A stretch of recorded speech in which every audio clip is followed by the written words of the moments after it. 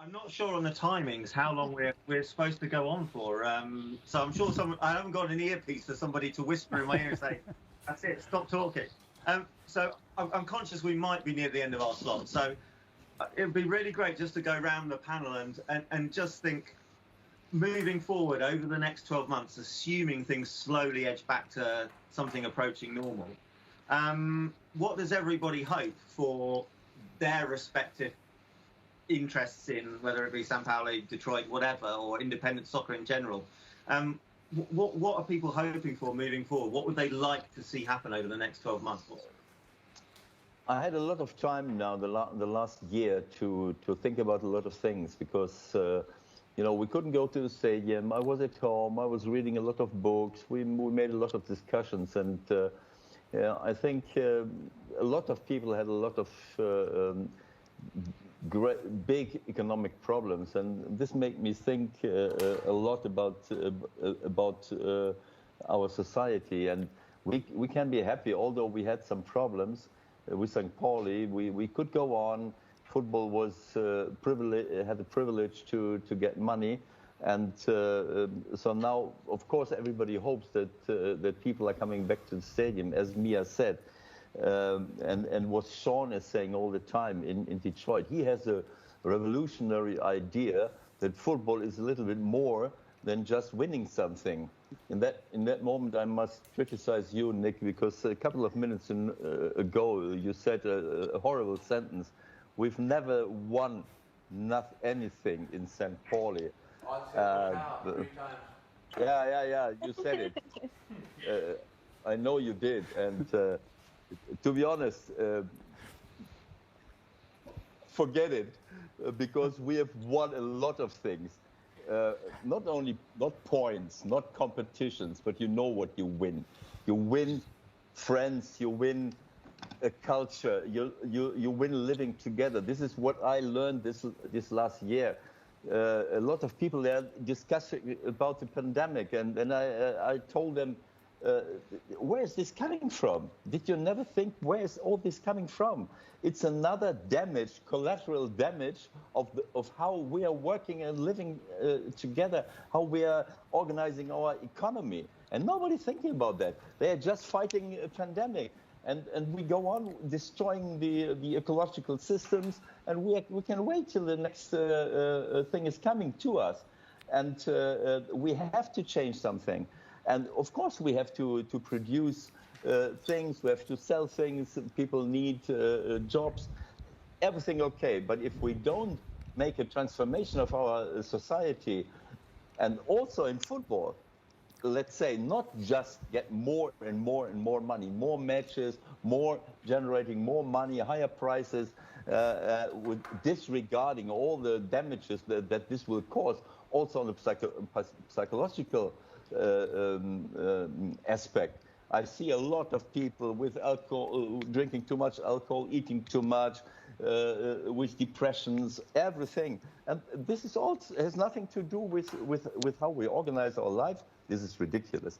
So for me, I hope that the next 12 months, we didn't even talk about climate in these 12 months. We didn't even talk about which catastrophe is coming near to us.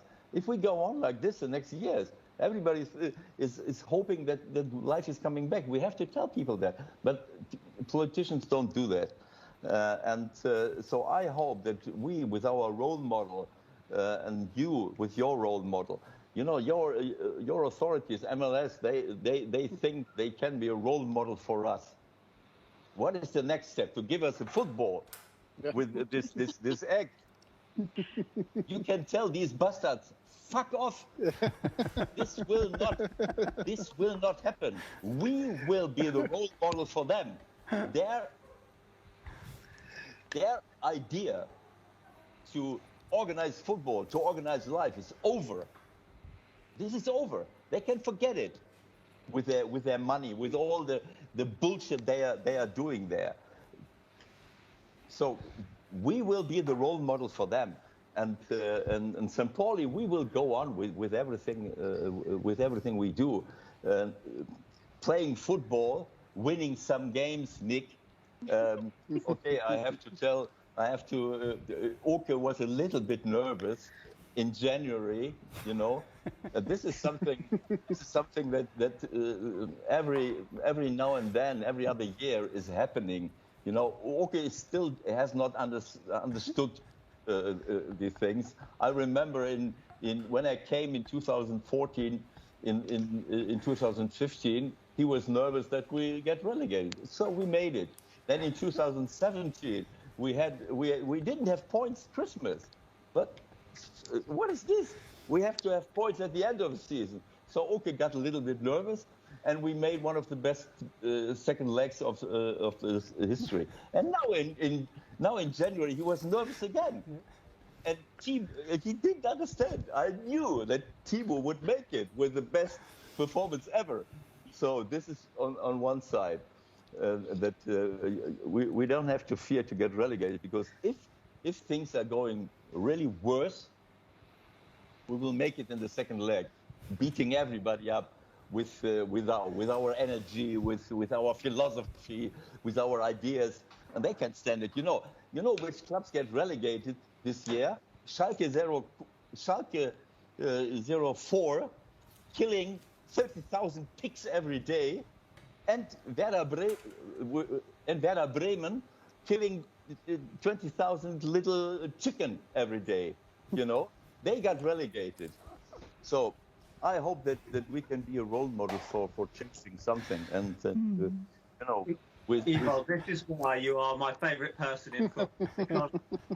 No. It's not enough to talk. You know what I mean? It's easy to talk about these things. But you have stayed true to these values throughout your career, and we're on a discussion panel about the future of football, and you're the person who's brought it into. Actually, the problem here isn't football. The problem is capitalism. The problem is we need a different way. Otherwise, the climate is going to fuck us over, or another virus is going to. And to have somebody from a football background like yourself who cuts through all of that bullshit and sees the bigger problem is really inspiring. So that's where St. Pauli is winning, having you and other people like you involved, I think. But it's not enough to talk about it. This is what I learned also, you know. The more I'm getting deep into this, I hear more now. I'm in the end, after reading so much things, I'm now with the politicians. We have elections in September, and suddenly everybody's green. Suddenly everybody is talking about how he will change the world. Even the Christian Democrats, Armin Laschet, he wants to be the next chancellor. And he's talking like he's, he's Greta Thunberg. It's ridiculous. And I said, I don't want to hear what you say. I want to see what you did. And what he did in the country where I'm living, North Rhine-Westphalia. He's fucking up all the renewable energies. You know, we have thousands of wind, how is it called? These windmills. Turbines. Wind turbines. What is it? Wind turbines. Okay, perfect. And with the new law he wants to push through, 85% of these wind turbines that can be renewed with much more efficiency will not happen. And this guy wants to be our chancellor. He must be careful. I met a couple of days ago.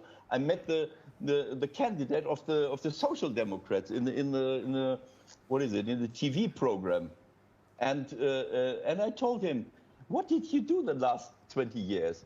And I said, listen, if you think that my criticism on you is quite normal, it's only due to the fact that I took 1 week professional help from my wife, anti-aggressive training, not to explode in this broadcasting, you know, just for you to know. So it's not enough. It's not enough just to talk. We have to do something, you know, and it's easy to hold up something and to say something. We have to do it, and we try to do this. And I think Oke is with that. He said that sustainability must be part of licensing a club, for example. Not just the money, not just organization. We have to give role model to everybody. And I'm being asked by journalists, what do you think? How a football club has a social responsibility? And I said everybody has a social responsibility. Every company, every organization, even we have individuals. But I want to be careful because a lot of individuals. There are some people who try to give responsibility to individuals. You can do this, can do that. Of course you can, but not everybody can, because we have so many people, like in the United States, who can't afford some special things that others can. So we have to have these regulations from politics, and we must put pressure on that, because if we have these regulations, then everybody can do this. So now I stop talking because it's not, what is it? There's nothing, es gibt nichts Gutes, außer man tut es. There's nothing good if you're not doing it. So Ewald, in this case, I really want you to get more active, potentially in a party also, to change some things within these things, because this is also very important. Yeah, so Sean and Mia, maybe first. In a party? Yeah, in a party? You want to kill me? Yeah, but there needs to be people like you to change some things, you know? And this is destroying me as well within the German Football Association. The parties are full of lobbyists. Yeah, but Ewald, against... Yeah, but Ewald, this is, do you know how I feel when I'm working in the association? This is, you have to do it, because otherwise you are not heard at all, yeah? Listen, Sean, if MLS can do something for us, they can send us Matt Damon, Denzel Washington, Brad, some of these guys to make a task force. Okay. And then don't wonder if some of these guys disappear one day. And see, this is how it works when you invite Ewald to a discussion. Right. I gave you 30 minutes. Now it's more than an hour, and we're not talking about the future of football anymore. We're talking about Ewald Lienen for chancellor or for politician or to maybe the next president of the world to change it. I waited 1 hour. I waited 1 hour to make a long speech like that. Yeah. I was all set to go to bed after this, and now I want to lead a revolution with